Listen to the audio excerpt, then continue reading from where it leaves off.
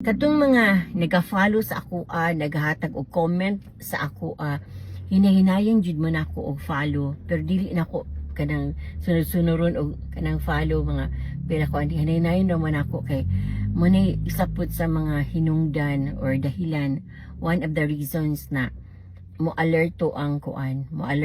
Facebook na nagsigara kay ang akong gimugod follow like labi tong naga-comment inana naga-comment so, i-like na ko ilang comment niya follow din ko inana man gyud mao magyud akong ginahimo kay para makatabang pud ta sa tanan ba so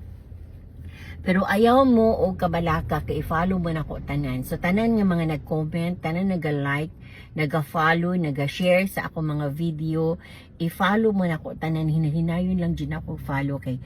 bawal sa kanang Facebook na kanang insa tawag ana ha kanang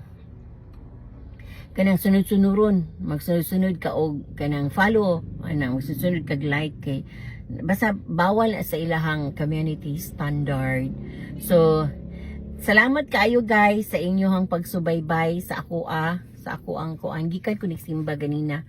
na dara among simbahan bali tapos dito nag grocery na ko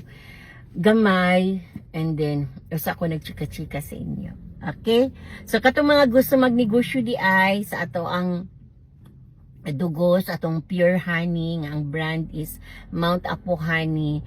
I-contact ko ninyo, mag-message mo sa ko guys kay nindot kay nga produkto kay wala na siya expiration nya naa po ni sa mga grocery sa mga mall sa mga supermarket unya daghan po tag resellers ani so katong mga sa inyong area din nga wala pa moy mga kanang unsa ni wa moy mga negosyo nya gusto mo product na nindot mo ni siya akong honey kaning Mount Apo Honey unya pwede pud mo maghimo og kanang inyong sarili nga brand ana ang ipadala na mo sa inyo is katong kuan walay label so kamo yung himo og label ana i-guide lang mo na ako kung anong saon basta kay magnegosyo ta manginabuhi ta nga tarong unya syempre ang pinaka-importante is mag-ampo gid ta kanunay sa Ginoo unya di kita mawadan og paglaom salig lang gyud og ang kusog tanan gikan na gina sa iyaha ang atong mga kanang pangisip di gina i-bless kundi nato na pangayon pangayon jud nato sa Ginoo na i-decide ten at iya tang i-guide sa atong mga desisyon sa kinabuhi. Okay, salamat kay tanan and